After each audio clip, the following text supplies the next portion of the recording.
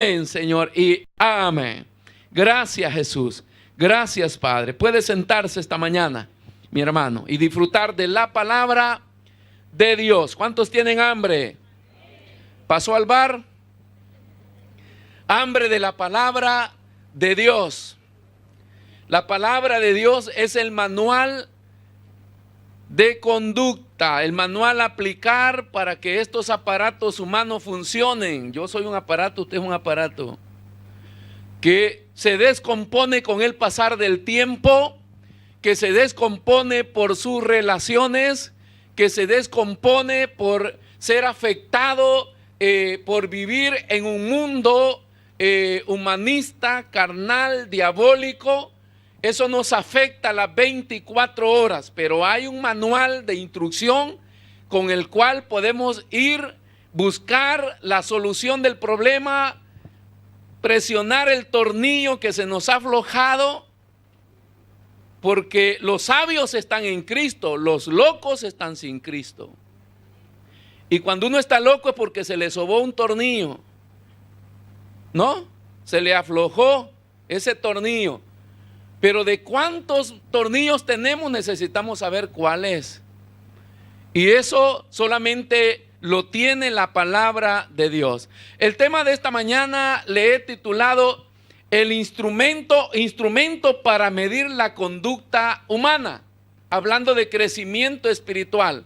La palabra de Dios es el instrumento para medir la conducta humana. Amén. Somos llamados por Dios a vivir en una vida conectada con el Señor, una vida conectada con el Espíritu Santo, pero esa conexión se debe reflejar 24/24. Entonces, todo lo que nosotros hagamos que esté fuera, que no esté escrito en la palabra de Dios, no sirve para nada. Todo lo que nosotros hagamos y pretendamos que Dios lo puede usar para aceptar mi conducta, para aceptar mi relación, si no está escrito en la palabra, no sirve. No sirve. Todo lo que no está escrito en la palabra de Dios no sirve. Entonces la Biblia es la palabra de Dios y es el manual de conducta con el cual Dios va a medir. Hace un tiempo le decía que humanamente la cinta métrica, ¿cuántos conocen la cinta métrica? Todos.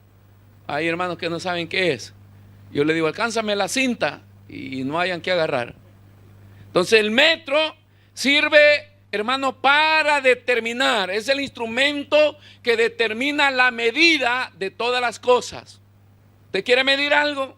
Tiene que ir a un metro. Ahora, en el mundo espiritual, en la vida del reino, Dios usa la Biblia para medirnos a nosotros. ¿Cuánto hemos crecido? No lo determino yo, ni lo determina usted. Lo mide Dios. ¿Basado en qué? En su palabra. No en lo que yo. Por eso es que no somos llamados, le decía hace tiempo, a guardarnos adentro para ver qué es lo que yo he podido hacer o he hecho o tengo. No, es Dios quien determina cuál es mi medida. Entonces, alguien dijo esta frase muy célebre, porque dijo, en todos tus pensamientos acerca de Cristo, nunca olvides el pensamiento de la segunda venida de Cristo. Nosotros podemos estar involucrados en tantas cosas y haciendo tantas cosas para Dios, pero nunca olvides la segunda venida de Cristo. Porque la segunda venida de Cristo es real. Y aparte que es real, trae juicio. Trae juicio, ¿por qué? Porque va a determinar quién es y quién no es. Amén.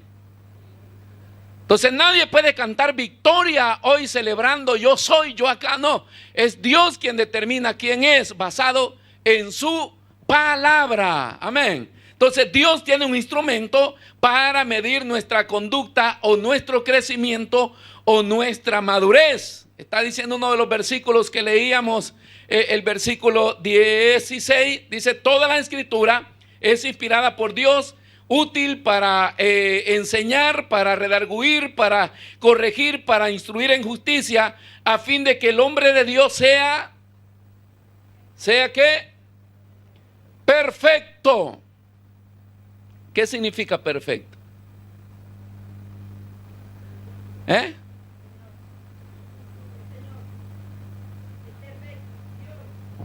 Usted debe ser perfecta. Todo hombre debe ser perfecto.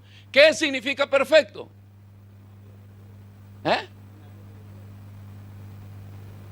Cuando la Biblia habla de perfecto, habla de madurez. Madurez es perfección. Si usamos la palabra perfección en su término completo, perfecto, solo Dios. Pero cuando la Biblia habla de perfección, habla de madurez. La madurez es el equilibrio que el ser humano alcanza para poder regir su conducta en esta tierra. Puede ser maduro a los 10 años, puede ser inmaduro a los 100 años. Porque no lo determina la edad, sino que es el equilibrio que el hombre encuentra a través de todos sus errores y defectos y de caminar por la vida o de todo lo que sabe, aprende, conoce. Encuentra este equilibrio que lo podemos distinguir, hermano, de entrada. ¿Por qué? Porque desde el momento que conocemos a Cristo, Dios nos pone en la encrucijada, en el cruz de camino, que nos dice: en tus manos pongo el bien y el mal.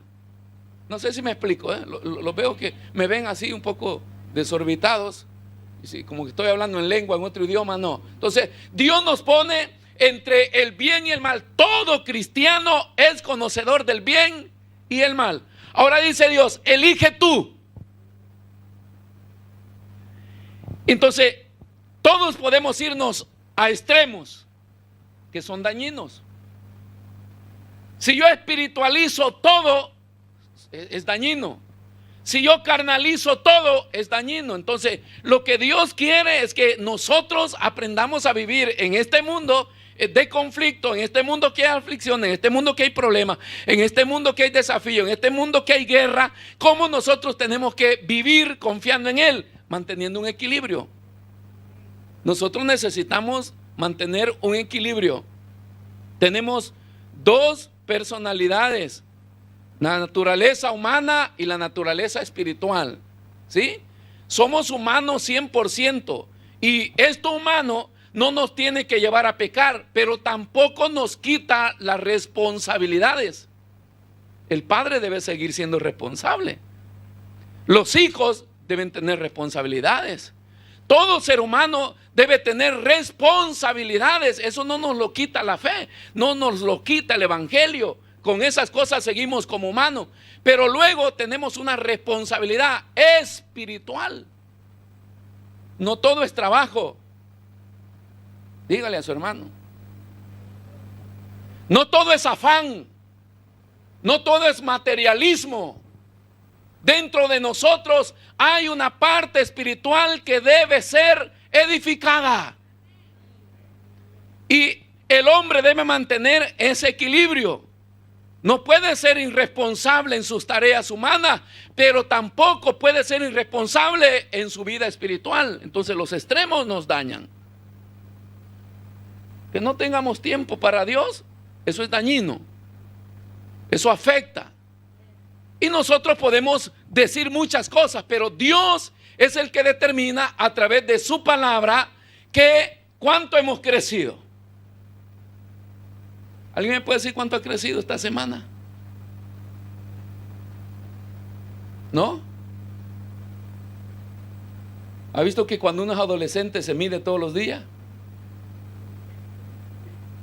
Y cuando se frustran usan tacos o botas.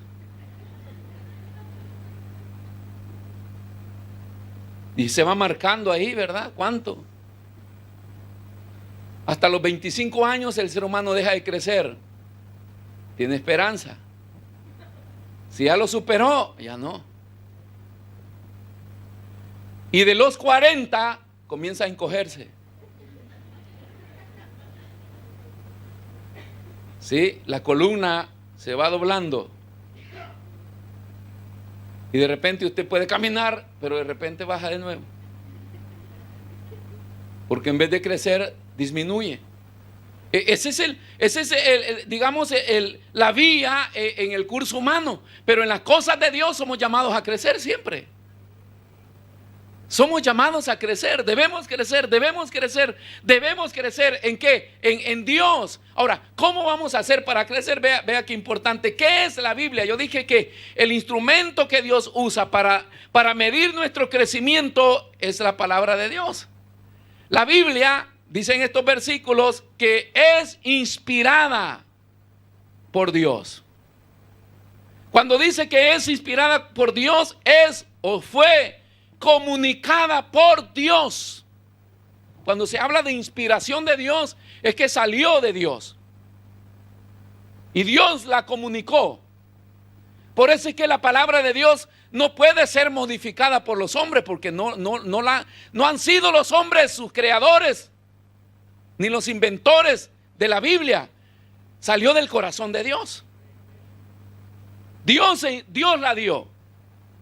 Y Dios la dio, dice, conociendo, sabiendo la necesidad de los seres humanos, la criatura que Él había hecho.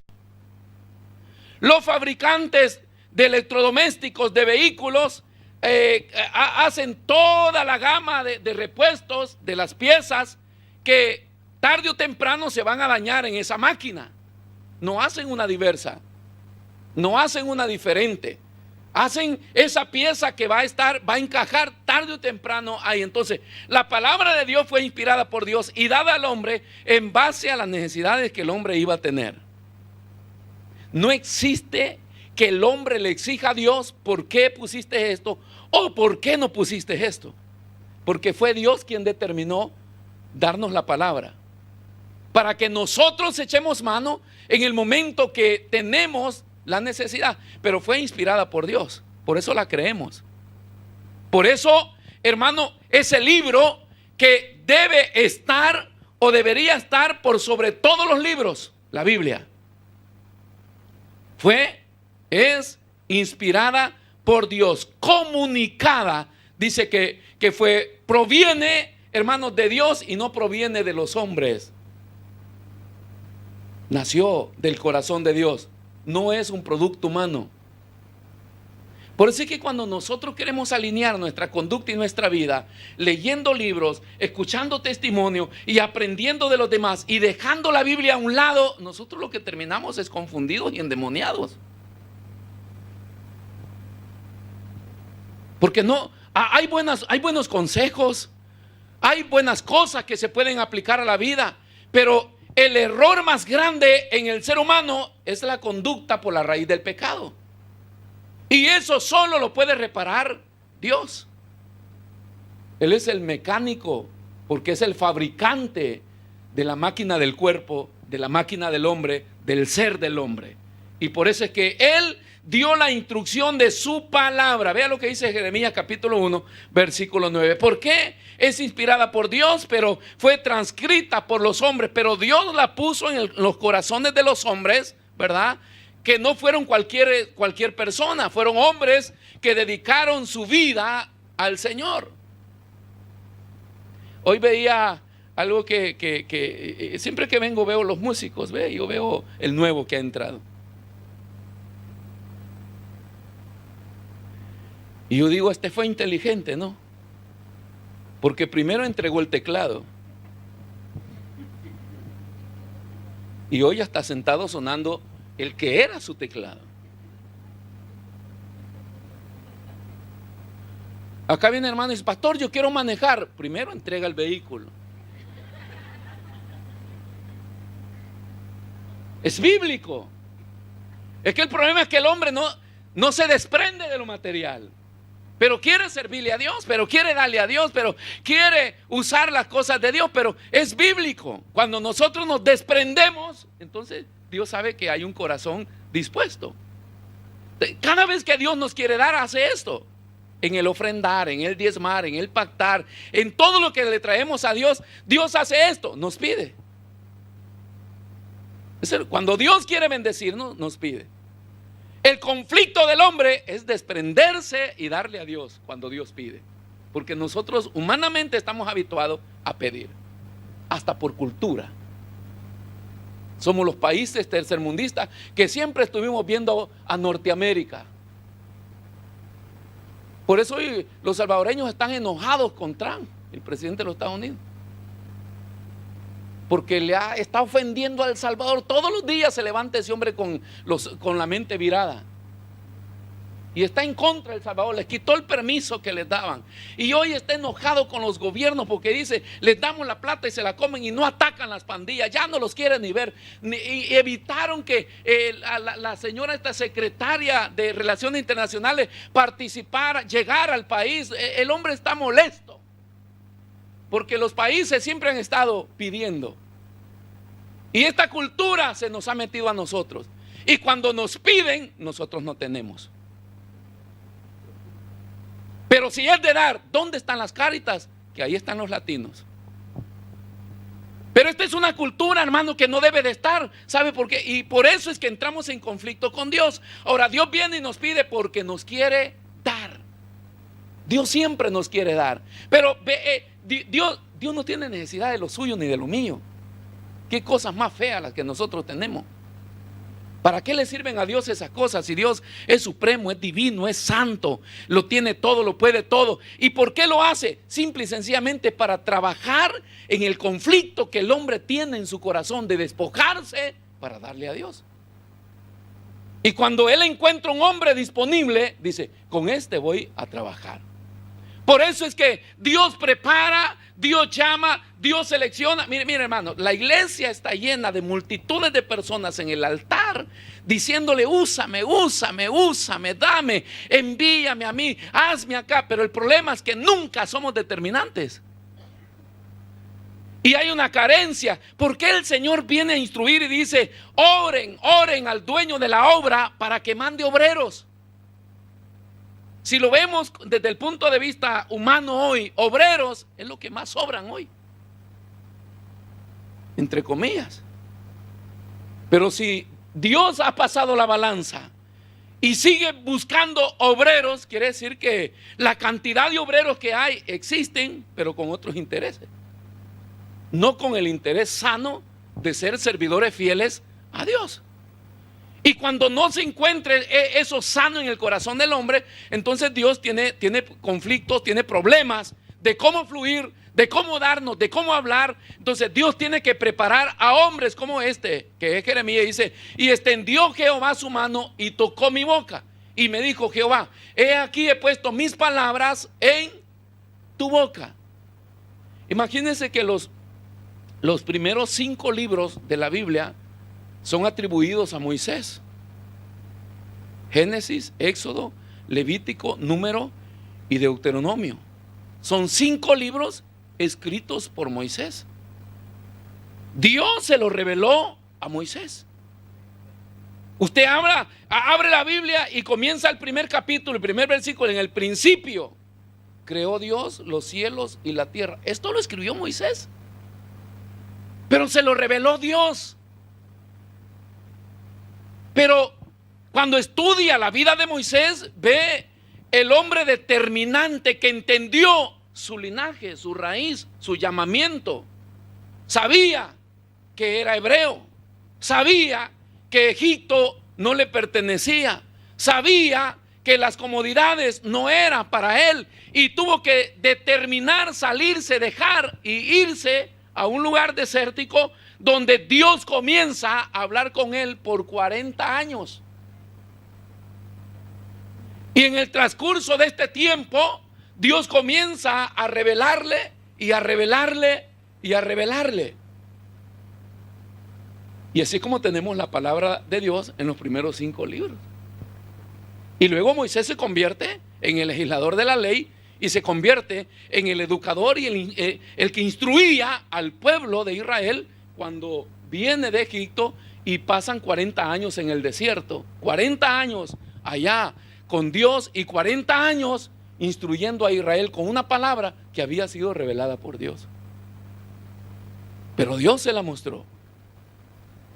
Si nosotros nos ponemos a leer la Biblia, nos es difícil leer un capítulo en el día. ¿No es verdad? Da sueño. qué noia, qué barba, de todo. ¿Cuánto tiempo, cuánta dedicación, cuánta consagración necesitó Moisés para que esta palabra que venía revelada por Dios no tuviera ninguna contaminación humana o relación humana, sino dedicarse a eso?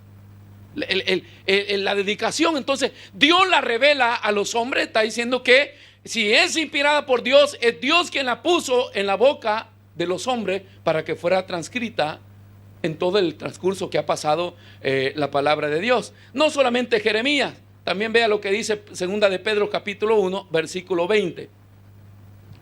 Dice que toda profecía, porque la Biblia es una profecía, dice, no es de interpretación privada, versículo 21, porque nunca la profecía fue traída por voluntad humana. No hay nada que el hombre pueda ver, pueda hacer para poderse ganar el carisma con Dios, para poder ganar posiciones con Dios. Aunque el Evangelio nos muestra hoy otra cosa. ¿Cuánto tienes? ¿Cuánto vales? Ese es el credo del capitalismo. ¿Cuánto tienes? Tanto vales. En Dios no es así. Pero ese es el mensaje de hoy. Usted tiene buena casa, tiene buen carro. Uy, hermano, usted está bendecido. Dios está con usted. ¿Por qué? Porque la iglesia está equivocada. Está determinando, atribuyendo que por tener cosas materiales Dios está con ellos. Y la Biblia no dice eso. Porque pueden haber personas que están viviendo debajo de un puente y con una buena relación con Dios, y con ellos está Dios. Porque no es el mensaje de hoy, es el mensaje cuánta palabra de Dios estamos aplicando a nuestra vida. No fue traída por voluntad humana, sino que los santos hombres de Dios hablaron siendo inspirados por el Espíritu Santo. Los santos hombres de Dios. ¿Cuánta dificultad estamos teniendo nosotros, esta generación? ¿Cuánta dificultad estamos teniendo para ser santos? Qué difícil, hermano. Yo vine a ver televisión por primera vez en mi vida a los 12 años. Y ya era lindo, blanco y negro. Y desde una ventana.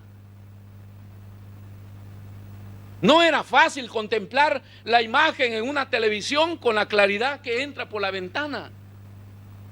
Pero ya era algo espectacular para nosotros ver cómo las personas grandes habían entrado en ese cajón pequeño. Porque ese era nuestro conflicto, ¿no? ¿Cómo hicieron para meter a esas personas en esa caja? Después, pues no teníamos lo que estas generaciones tienen, la información. No se leía el periódico todos los días, no existían muchos periódicos. Las leyes morales no tienen nada que ver con las leyes de hoy. Había mucha prohibición en todo. Ya los canales blanco y negro a las 8, ¿se recuerdan los salvadoreños? Los peques deben ir a la cama. Entonces ya va siendo hora que los peques, vamos a la cama. ¡Ay, vamos a la cama, vamos! ¿Por qué? Porque comenzaban los programas para adultos, que de adultos no tenían nada. Porque vivían bajo reglas, hermano, controlados, que no se destruyera la educación moral en una sociedad. Hoy, las 24 horas, usted tiene toda clase de programa en su casa, dentro de su casa, que cuando usted no está, sus hijos se divierten. Y hay conflictos en la mente, en los corazones de los hombres. Entonces, ¿cómo poder venir santos a la iglesia?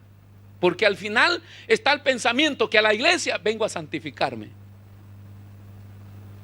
Así piensan muchos cristianos. A la iglesia es para santificarse y la iglesia es para darle gloria a Dios. Es para venir a celebrarle un culto a Dios, de familias, de jóvenes, de adultos que han vivido una semana en santidad para venir a darle gloria a Dios. Pero el conflicto es, vamos a la iglesia para santificarnos. Hay una mentalidad religiosa católica que no ha salido de nuestro corazón y de nuestra mente.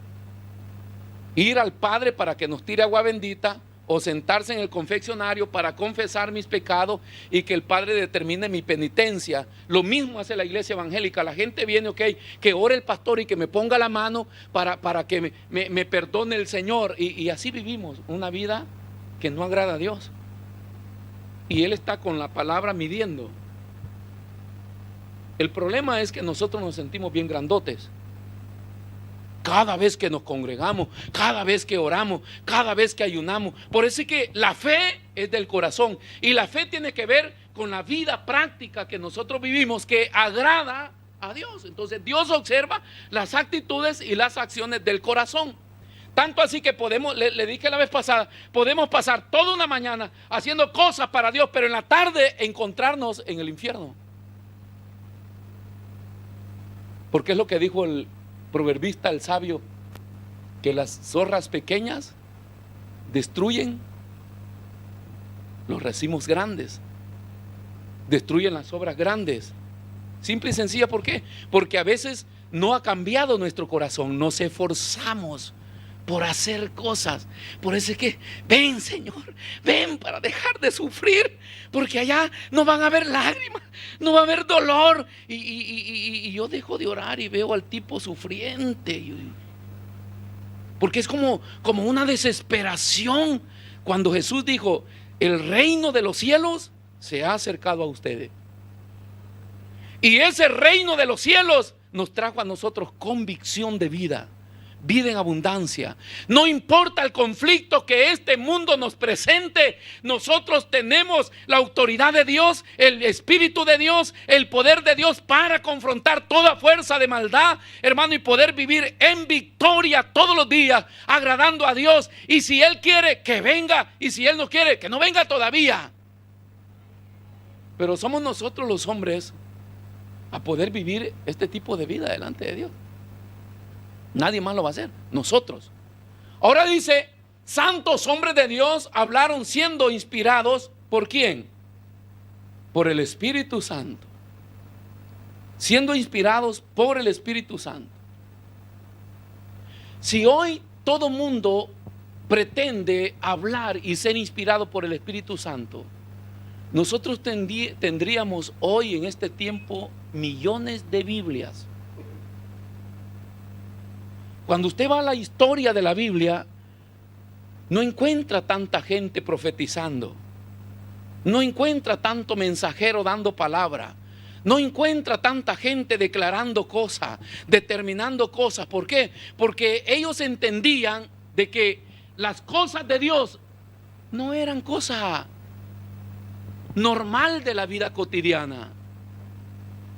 Dios mismo le enseñó al pueblo que en Israel existía una tribu en el cual eran sus servidores, los cuales ministraban en el altar, los cuales fueron los descendientes del linaje del sacerdocio, en el cual Dios iba a elegir sacerdotes que iban a pasar procesos de santificación y Él iba a hablar a través de ellos. Entonces siempre Israel fue guiado por la tribu de Leví.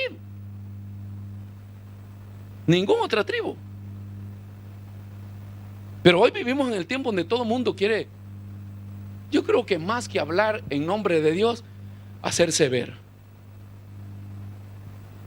Este es el conflicto, hacerse ver. Que tu CD lleve tu nombre, que la música que tú has producido lleve tu nombre, que la predicación que has dado lleve tu nombre. Y no solamente el nombre, una fotografía de los años 20. Porque usted cuando invita al predicador es un viejito, pero en los videos tiene la fotografía del joven. Porque la imagen del hombre va ahí, de quererse hacer ver. Estos hombres no pretendieron nunca quererse hacer ver, fueron elegidos por Dios. Por eso dice, santos hombres de Dios, que fueron inspirados por el Espíritu Santo. A veces algunos me han dicho: pastor, ¿y por qué no escribe un libro? Y le digo: porque no tengo que escribir. Usted no tiene. Yo tengo un montón de cosas que escribir, locuras mías. Pero el fin de escribir algo en nombre de Dios o con un título de pastor tiene que ser una inspiración de Dios, porque debe bendecir a la otra persona. No es el fin de que debo darme a conocer yo, no, debe bendecir. Si no bendice, no sirve. Hay predicadores, hay músicos, hay servidores que cuando no venden su material están molestos. Pero ¿y si no bendice? Si no le gusta, no sirve. Vaya a vender pan. Porque todo lo que nosotros hagamos debe bendecir. Y si te bendice, tiene retribución. Y si no te bendice, no tiene retribución. Un día yo me pongo yo creo que yo les bendigo a ustedes, ¿verdad? Ustedes son necios, hermano. Se atraviesan todo Milano, un montón de iglesias que podían quedarse ahí cerca. ¿Por qué viene hasta acá? Porque de alguna u otra manera quizás le bendigo. ¿O es masoquista?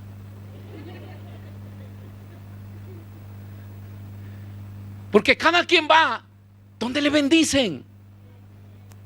Y yo no puedo ponerme en conflicto. Ay, ¿por qué se va? Ay, acá. No, si no se siente bendecido, vaya que lo bendiga a otro. Y si no encuentra bendición, venga, que yo acá estoy siempre bendiciendo. Con lo que Dios me puede dar. No soy un predicador que impacta, no soy un predicador que va a engañar su mente. Le digo la verdad cruda. Por eso caigo mal, porque lo digo crudo, ¿verdad? O servimos o no servimos, hermano. Pero eso es lo que Dios espera de nosotros. ¿Para qué? Para que Dios pueda hablar a nuestras vidas. Primera de Tesalonicenses 2:13. Vea qué lindo esto, hermano. Los hombres fueron inspirados por el Espíritu Santo de Dios. Primera de Tesalonicenses 2:13. Por lo cual también nosotros, dice Pablo, sin cesar damos gracias a Dios de que cuando recibiste la palabra de Dios que oíste de nosotros, la recibisteis no como palabra de hombre, sino dice, según es en verdad la palabra de Dios, la cual actúa en vosotros los creyentes. Damos gracias a Dios, que es lo que yo hago también. Gracias, Señor, por esta gente que viene acá y me escucha. ¿Por qué? Porque creo que no reciben la palabra como una palabra de hombre, sino una palabra de verdad, que les edifica, que les da vida, que les consuela, que bendice sus vidas. Pero dice, no como palabras de hombre, sino según es en verdad la palabra de Dios, la cual actúa en vosotros los creyentes. ¿Sabe? Hay como una especie de preocupación en el apóstol Pablo y dice, Señor, danos gracia, porque los mensajes de Pablo no eran mensajes de amor. O sea, en el amor que nosotros conocemos, de suavizar, de ablandar, de permitir. Los mensajes de Pablo siempre fueron de confrontamiento doctrinal, sea con líderes o sea con cristianos. Pablo siempre fue el hombre que confrontaba la conducta del cristiano con la verdad de Dios, sin medir niveles, posiciones, ministerios, nada. Un día se agarró al primer papa,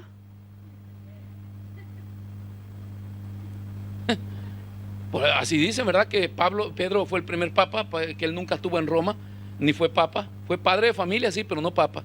Papá, sí. Y había caminado con Dios, con Jesús. Fue el que Dios le dio una revelación. Y Jesús confía la iglesia naciente en las manos de Pedro para que la guiara.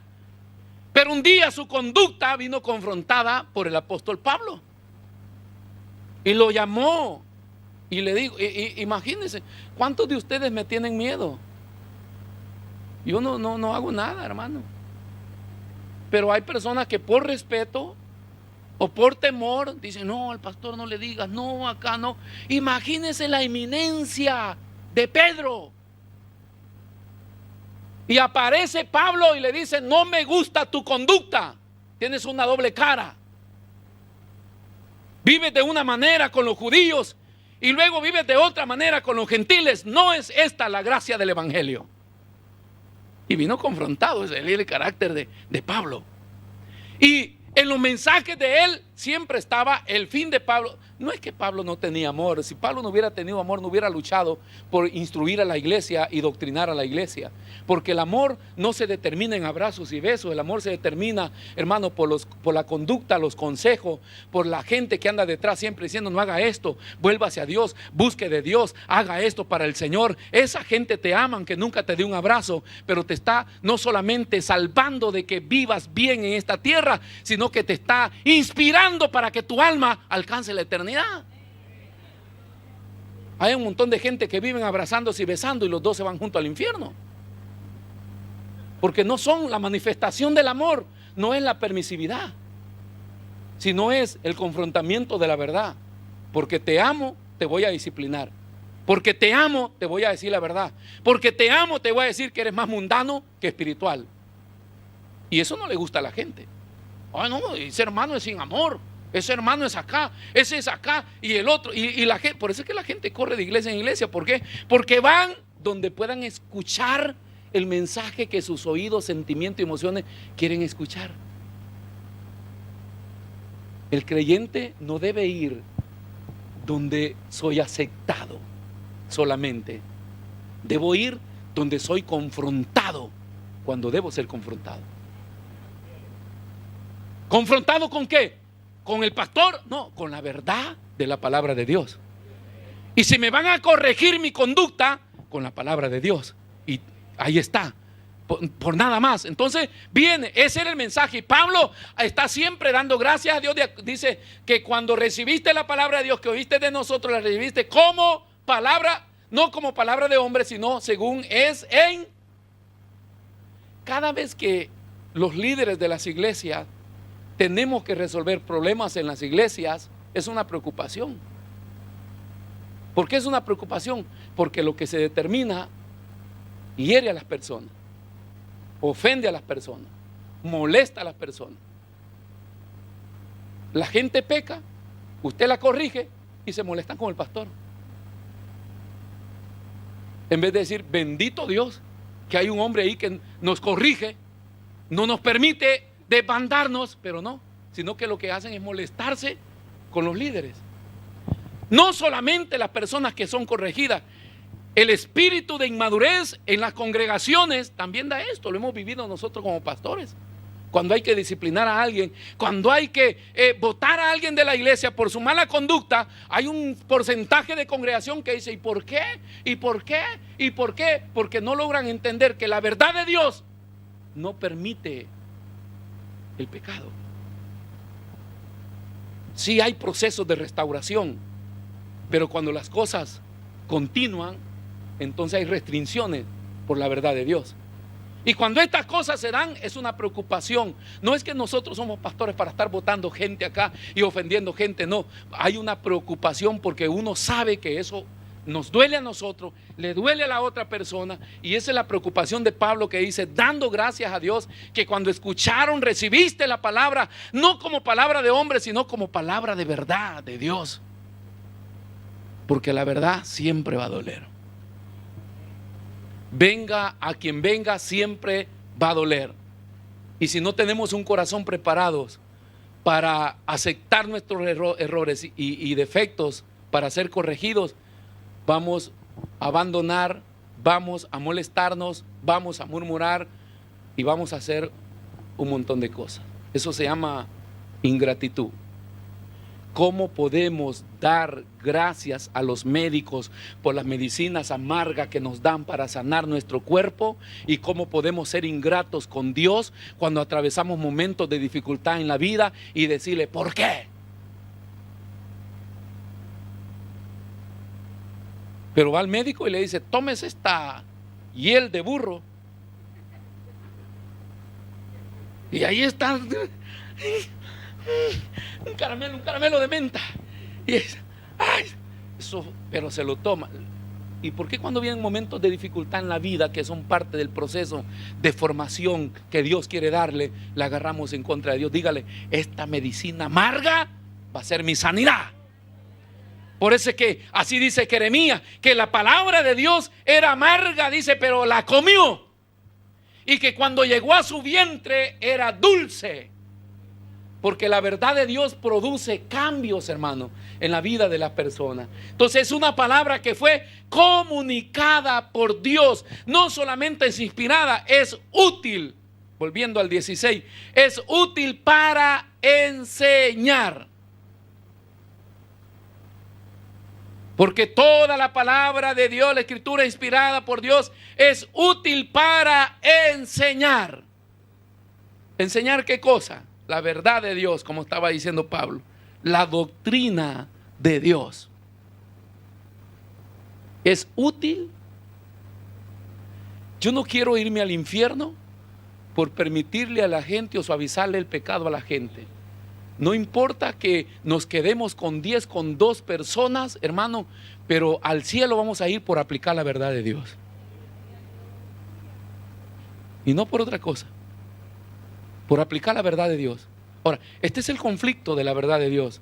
Esto es lo que los hombres no entienden y que nos cuesta entender lo que yo vengo predicando cuando Dios da los 5 ministerios: apóstol, profeta, evangelista, pastores y maestros. Dice, a fin de que la iglesia, que los santos sean instruidos para la obra del ministerio. Hay una responsabilidad en el llamamiento más que la posición, es la función. La función a ejercer. Nosotros somos llamados, y cuando Jesús está comisionando a sus discípulos en Mateo 28, les dice, id por todo el mundo y haced discípulos, bautizándoles y enseñando todas las cosas que yo, dice Jesús, os he mandado. Nosotros no somos líderes, no somos pastores para imponer doctrina. Y para todos los que nos siguen por internet, los hombres no fuimos establecidos por Dios para imponer doctrinas o pensamientos o ideas nuestras o estrategias nuestras. Nosotros fuimos llamados para comunicar lo de Dios. Cuando se habla de sana doctrina, se habla de comunicar lo de Dios, no inventarme cosas yo. No hacer, yo no tengo que inventarme medicina casera. El médico por excelencia se llama Jesús. Él tiene la medicina a nuestra enfermedad, a nuestra circunstancia, a nuestra caída, a nuestra destrucción. Pero yo no tengo que inventarme ningún ungüento ni medicina casera para sanarle a usted. Porque entonces yo estaría predicando de un Dios, pero yo con un espíritu de curandero. Te voy a curar yo, hermano. Te voy a atender yo. ¿Por qué vienes de aquella iglesia? Ah, porque allá no me reciben, porque ni acá tampoco.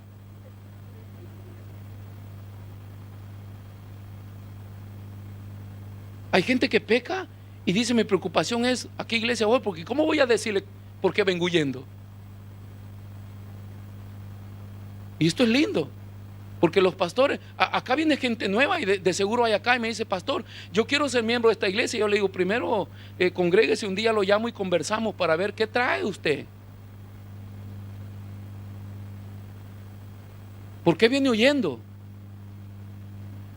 Y hay uno que de entrada me dice, es que fíjense que el pastor, y digo, cállese la boca porque después va a ir a hablar de mí.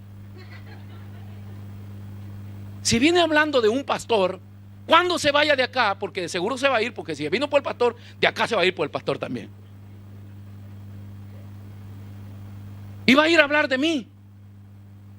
Entonces yo le digo, a mí no me hable, yo quiero ver su conducta.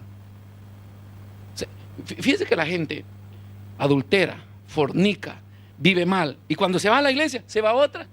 Y no dice nada por qué va. Y los pastores, venga, venga. Y como siempre andamos demostrando de que tenemos dones. Por eso es que acá se pasan años para poder servirle al Señor. Y ahí uno se retuerce. Yo veo hermanos que se retuercen en la silla. A veces me acerco a uno y le digo, ¿cuántos años tenés de haber venido? Me dice, 5, pastor. Sí, parece que viniste ayer, hermano. Si yo ya debería estar sirviendo. ¿Cuál es el problema? Ese es el problema. ¿Por qué? Porque la iglesia es una sola. Y todos los pastores deberíamos de estar conectados. Cuando alguien aparece, ¿por qué vienes? ¿Sabe cuántas personas huyen por no aceptar una disciplina de su mala conducta en las iglesias? El buen cristiano, el perfecto, el maduro, debe aceptar disciplinas por su mala conducta en su iglesia. No importa que sea pastor, sea líder, sea diácono, sea miembro de la congregación. Cuando venimos a ser disciplinados, hay que aceptar la disciplina ahí en la iglesia, porque ahí nos va a restaurar el Señor y ahí nos va a levantar el Señor. Alguien sabe mi problema. La sanidad no lo da el cambio de iglesia. El problema lo llevamos en el corazón. Entonces no te lo da la iglesia. Para que yo sea sano de lo que tengo en mi corazón, debo permanecer en la iglesia, porque hay alguien que sabe mi problema. ¿Quién? El pastor. O las personas que me han seguido mi problema, ellos saben. Y ellos me están observando. Y ellos sabrán cuánta obra Dios está haciendo en mi vida y cuándo me van a levantar de esta disciplina. Pero la gente se va. Y usted lo va a ver cuánta gente aún se ha ido de acá por no aceptar una disciplina, y el siguiente día ya están en Facebook subiendo las fotografías donde están sirviendo. Y tienes un problema, hermano. Tienes un problema en tu corazón que si no lo sanas, no vas a ir al cielo. Pues esa es la verdad cruda. No vamos a ir al cielo si no dejamos que un médico. Me encanta la cultura europea. Acá todo individuo tiene un médico. No sé en Latinoamérica, pero allá en mi país, de lo que más carecemos es de médicos. ¿Y para qué los queremos si no hay medicina?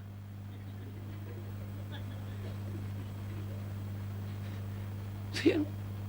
Dice, mira, tu problema es este. Dice, pero acá en el país no tenemos esto. ¿Para qué es médico entonces? Pero acá, hermano, desde que obtuvimos documentos, vaya a buscar su médico. Y como el que nunca ha tenido, llega a tener, loco se hace. Pobre médico, hermano, se va hasta de pensión porque ya no soporta el paciente que pasa ahí día y noche. Pero todos tienen un médico acá, ¿no, hermano? Y ese médico tiene tu expediente. Porque los italianos no cambian de médico cada rato, ¿verdad? Cuando ya se va el viejito a pensionarse, están asustados. Mi médico dice se va a pensionar, búscate otro mejor. Pero ellos son tan ligados, ¿por qué? Porque él sabe su funcionamiento humano. Después eso va a pasar a manos de otro médico y usted llega a la sala operatoria y se le vamos a quitar el corazón. Y usted le dice, pero yo no tengo problemas del corazón.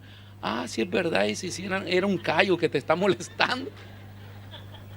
Ese es el problema de andar en médico en médico. Mire, ¿sabe por qué es un peligro? Porque la letra de médico es difícil de entender. Dicen que solo entre ellos la entienden, pero por eso hay mucha gente dañada, porque ni ellos mismos la entienden. Mejor seguir con ese mismo viejito que él mismo la escribe y él mismo la lee. Eso debe ser la conducta en la iglesia. ¿Por qué todo mundo debe saber mi problema si lo puede saber una sola persona? Mi pastor, mi pastora. Y si queremos ampliarnos un poquito más, mis líderes, mis diáconos son los únicos que deberían saber mi problema. Ellos saben que soy bandido, ellos saben que soy malo, ellos saben. No me lo digan delante de la gente ya, pero ellos lo saben. Y eso me va a sanar. ¿Por qué? Porque cuando tu médico sabes que tú tienes esa enfermedad, él la va a combatir. Te vuelves, el estar con el mismo médico te crea una alianza de familiaridad, de que cuando el paciente no llega, el médico le llama. Porque son amigos, ya no es paciente, es amigo. Y dice, mira, no has venido. Recuerda que te vas a morir. Acá te he abierto un espacio para que venga. Aunque tengo la agenda llena, dice, pero ven, quiero ver cómo ha seguido. Imagínense. Eso es, hermano, cuando el cristiano alcanza niveles espirituales de crecimiento y va teniendo un equilibrio y va buscando. Queremos madurar, queremos crecer, queremos ser perfectos. Aprendamos a tener estabilidad. La estabilidad va a sanar nuestras vidas. No la recibiste como hombre, dice, sino en la verdad, la palabra de Dios que actúa en los creyentes. El médico sigue un tratamiento de cura, un proceso. Todos hemos sido pacientes más de alguna vez, ¿verdad? Yo considero que Europa, comparado con lo nuestro, nuestros países, tenemos mejores posibilidades de que una enfermedad sea tratada. Mejores medicamentos, mejores maquinarias. Pueden haber mejores como Estados Unidos, pero al menos comparado con lo nuestro hay acá. Y si usted tiene documento, usted tiene un médico acá, ¿verdad? Pero ¿y para qué salimos corriendo para nuestros países cuando estamos mal?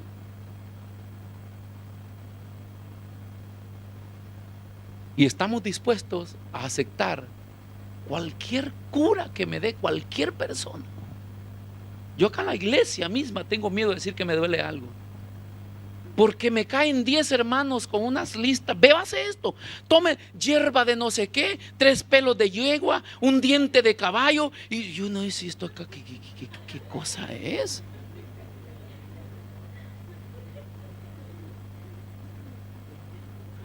Un día le hice caso, no me recuerdo a la hermana, que de seguro ya no está con nosotros. Pero me dijo, tómese la miel con el limón y no sé qué más. Y va y voy, hermano. Hasta el día de hoy no puedo ver la miel y el limón. Y no me sanó.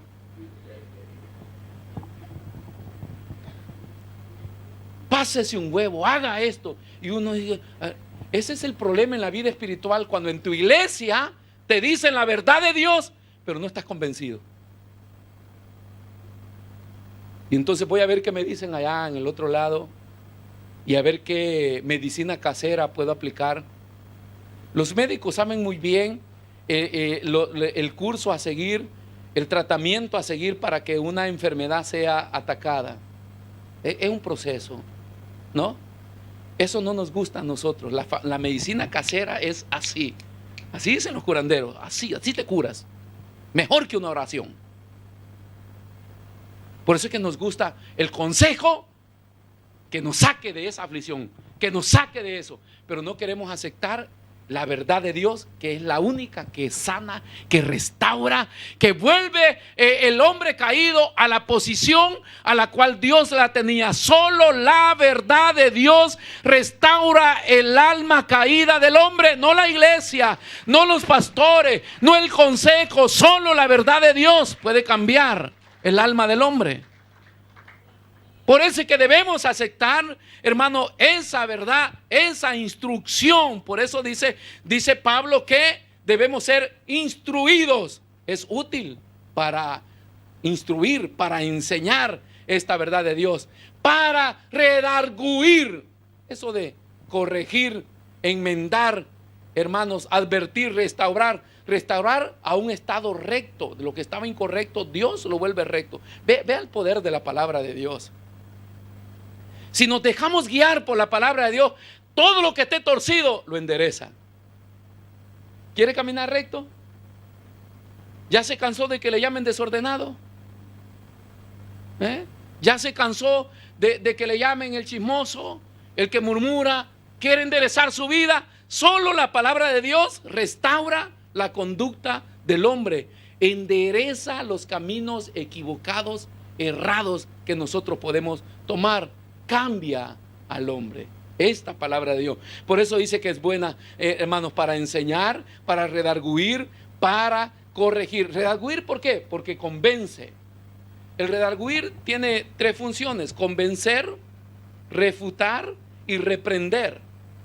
Cuando el Espíritu se activa en nuestra vida por la palabra de Dios, entonces el Espíritu redarguye. Y nosotros tenemos la opción de echar fuera lo que habíamos abrazado. Dice que el Espíritu Santo convencerá o está convenciendo al mundo de pecado, porque redarguye. Y a todos nosotros cuando hacemos algo malo, el Espíritu nos redarguye, ¿no es verdad? Entonces, inspira en justicia. Instruir, dice, en justicia. Es bueno para instruir en justicia. Estos consejos, este deseo de restaurar personas, no tiene que ver con un favoritismo humano, porque a mí me conviene, sino es por justicia de Dios. Yo puedo ser permisivo porque a mí me conviene que usted no se vaya. Pero la justicia de Dios no le importa si se va o se queda. Dicen las cosas como son, justas. Por eso es que cuando los discípulos escucharon parte de los sermones de Jesús, y en uno de ellos donde fue drástico, duro, y toda la gente se fue hasta el grado de quedarse solo ellos, vinieron al Señor y le dijeron: pero qué duro estuviste hoy.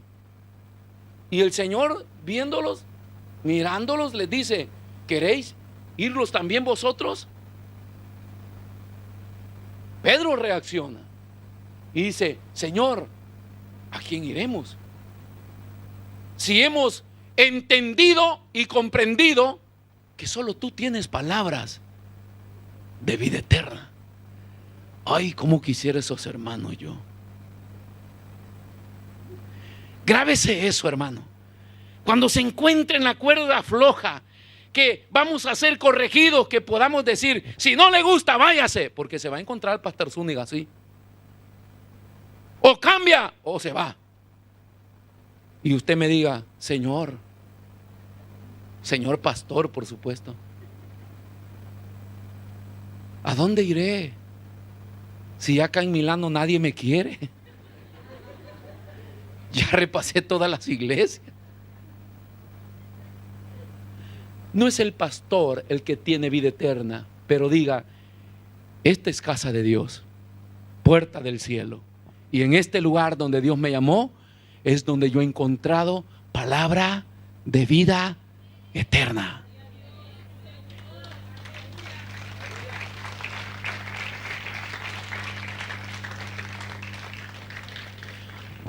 El hombre que me prestó la barca, el hombre que por amor a él dejé mi red, dejé mi negocio, lo estoy siguiendo como cuando puedo. Caminamos mucho, andamos soportando todo este montón de gente. El hombre de quien yo me espero un abrazo, dice Pedro, que es Jesús, un día le dice: si quieres, vete. Eso duele, hermano. Eso destruye los sentimientos de mono tierno a cualquiera. Sí, pero el pastor, es que todo puede pasar, pero el pastor me dijo eso, que si no me gustaba que me fuera. Dice: eso, dice, no lo puedo superar. No encontramos a Pedro ni a los demás haciendo berrinche, porque su amado Jesús les dijo: si no les gusta esta verdad que yo traigo, váyanse. Pero no es que los está votando por desprecio, porque no los quiere. Jesús está diciendo: no tengo otra. No tengo otra. Yo no puedo permitirles lo que el Padre me dice de corregir. No tengo otra. Si ustedes consideran que en otro lugar les van a vender otro tipo de consejo, búsquenlo allá. Si allá van a estar mejor, vayan. Pero yo hablo de la verdad, que es la justicia de Dios. Si no logran aceptar esta justicia, dice el Señor, váyanse. ¿Sabe que aunque a nosotros nos ha pasado, porque le pasa a todo ministro, a veces de querer entretener las personas que se quieren ir? No se vaya, mire que acá, mire que allá. Pero el problema es que cuando la persona se dañó del corazón, la única opción y la mejor es que se vaya. Porque si se detiene, sigue con el problema en el corazón. Por eso es que Jesús dice: váyanse. Yo sé que van a volver. Benditos hermanos que han regresado también, bienvenidos.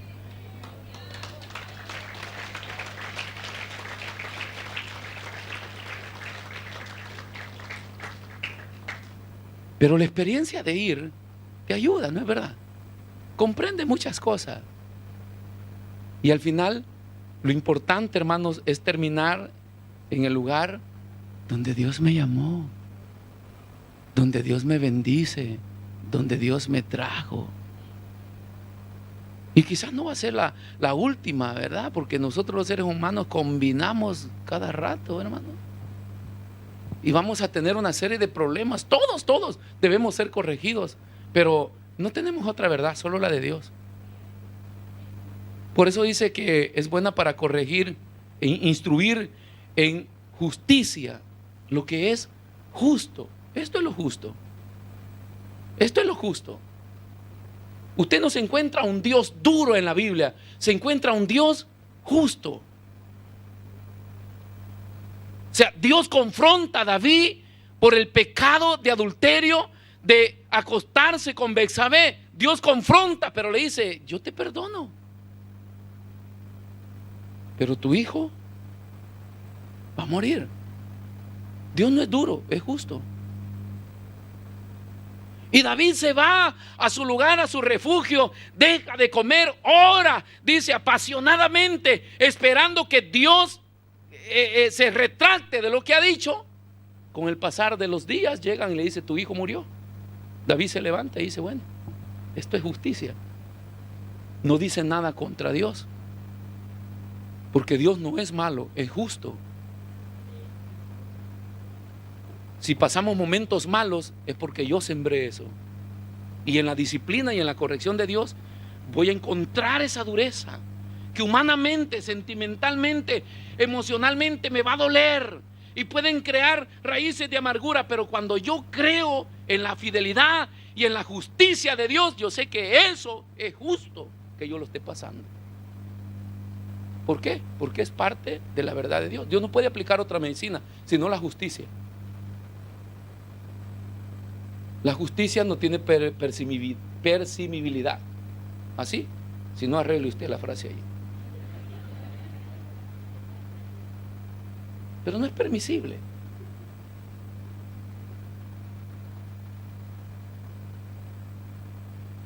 ¿Cuál es el propósito de esta verdad y esta justicia de Dios?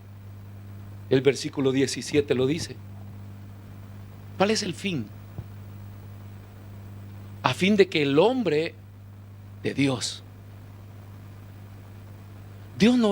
no tiene un espíritu de masoquismo. Cuando hablamos de los atributos divinos de Dios, hablamos de el carácter de Dios. Dios no cambia, le dije la vez pasada, en carácter ni en principios. Por eso dice: he aquí que Dios no cambia. Es el mismo ayer, hoy, mañana, y siempre seguirá siendo el mismo Dios. O sea, no cambia en carácter. El carácter de Dios son esos atributos. No miente. No te deja pasar una. Es tardo para la ira. 24 horas, un día, un mes, un año. Los humanos somos furбos, ya la hicimos. Tardo para la ira, pero no dejará sin culpa al culpable. Es el carácter de su paciencia que los hombres estamos aprendiendo a cultivar, porque a mí me haces una y te mato. Sí. A los padres usted le hace una, ay hermano, no se va a sacar esos gritos de la casa. Venga para acá, sinvergüenza, hoy sí lo voy a matar, y gato pártese también. Y ahí le llueve, todo mundo, hermano, se esconde y busca el escondite, porque hoy sí quien se cruce ahí le cae. Y váyase a la calle, fuera.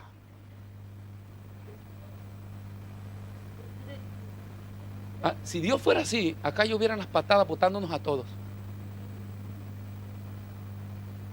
Porque más de alguno de nosotros anda mal hoy. Y no merita estar acá.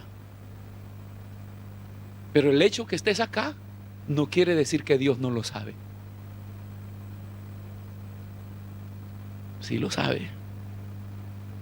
Sí lo sabe. Dígale a su hermano que tiene par, Dios lo sabe. Ya agacharon la cabeza algunos, Dios lo sabe.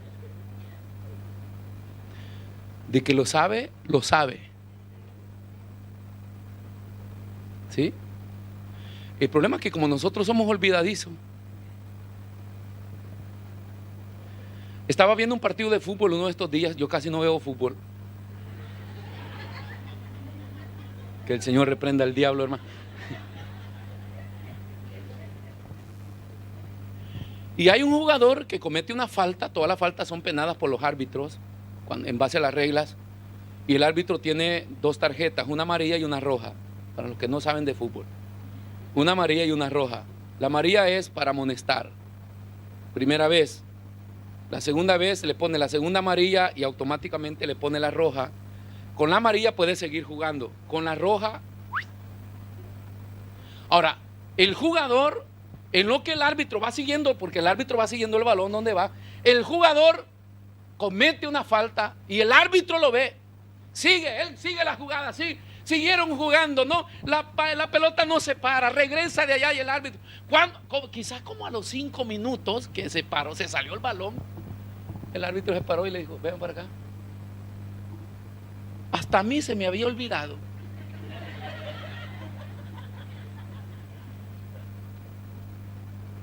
Y dice, y el jugador le dice, ¿por qué? Le dice, y señala a donde había cometido la falta anteriormente.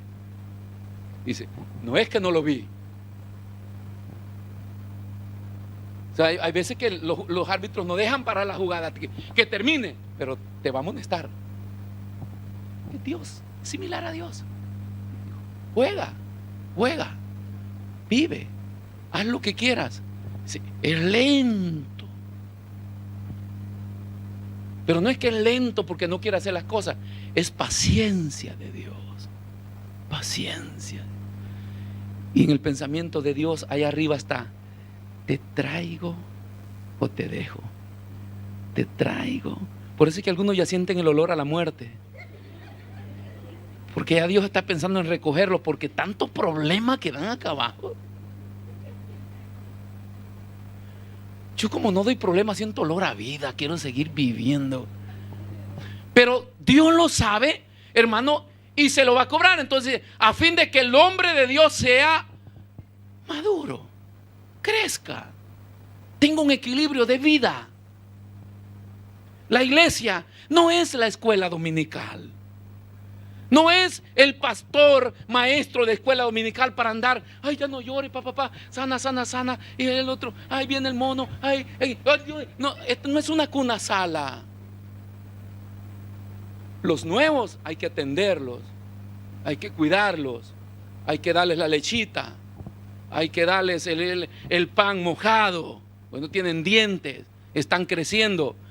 Pero ¿cuántos años tiene acá en la iglesia? 20, pastor. ¿Qué haga ese hombre ya? ¿Qué pasa, hermano? ¿Va a seguir llorando como siempre? Si el fin de la palabra de Dios ha sido para que el hombre, dice, de Dios sea maduro, enteramente preparado. Cuando un hombre alcanza la madurez en la edad adulta, dice, hoy sí me voy a casar. Ya se graduó, ya tiene trabajo, tiene casa para él y los suegros, tiene plata en el banco. Dice, hoy me voy a casar. Pero hay unos que no han salido ni del cascarón y al nomás que rompen el cascarón, ay, esa chica me gusta. Este pollo.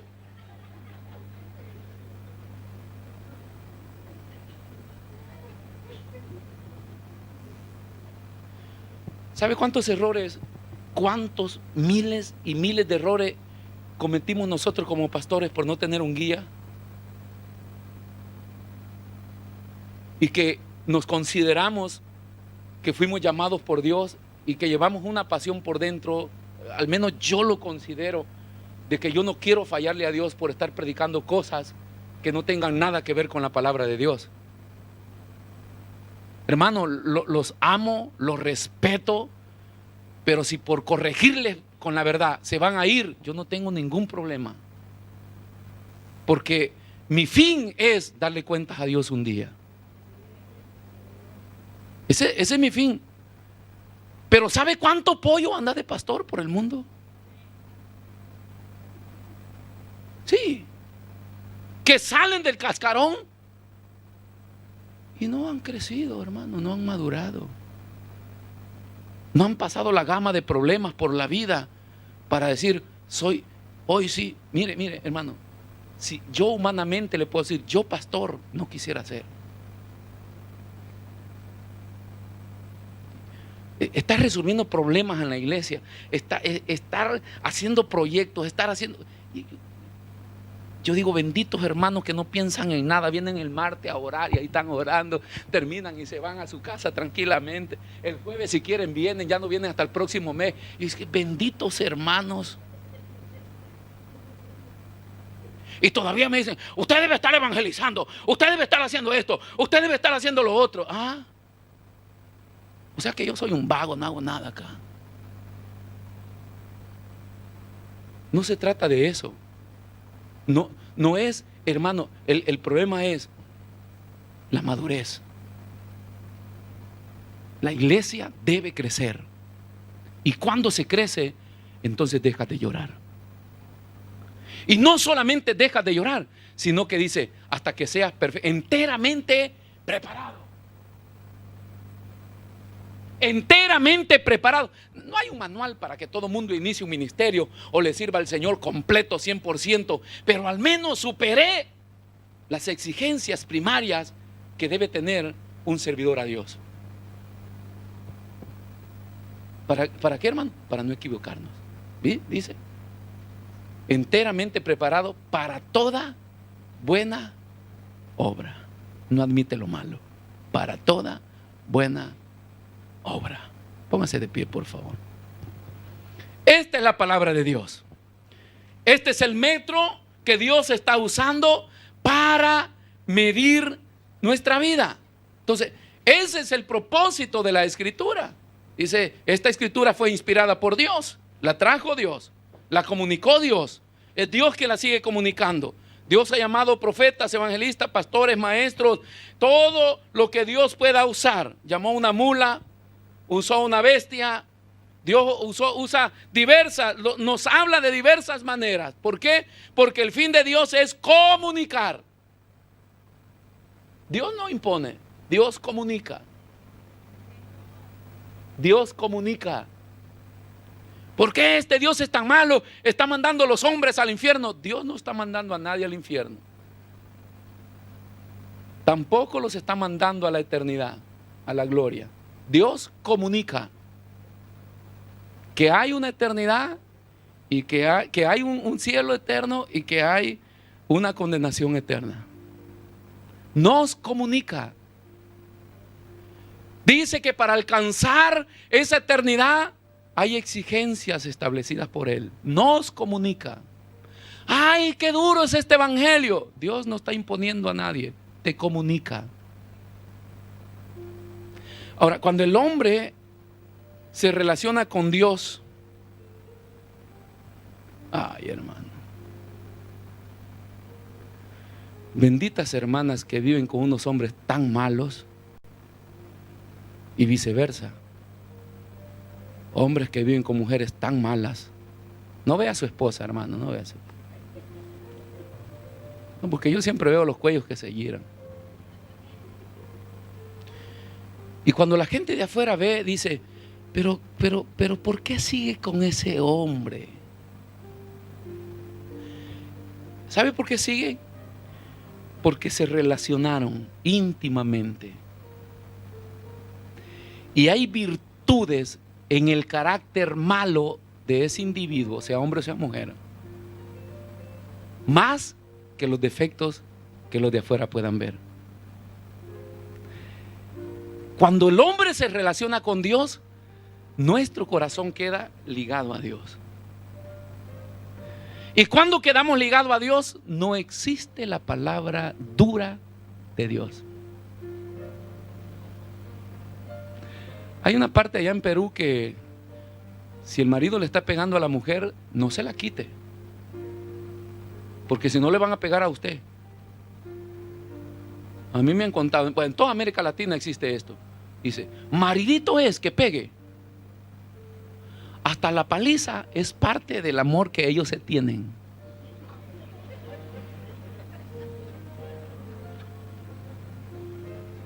¿Cómo le aguantas a ese hombre? Lo amo.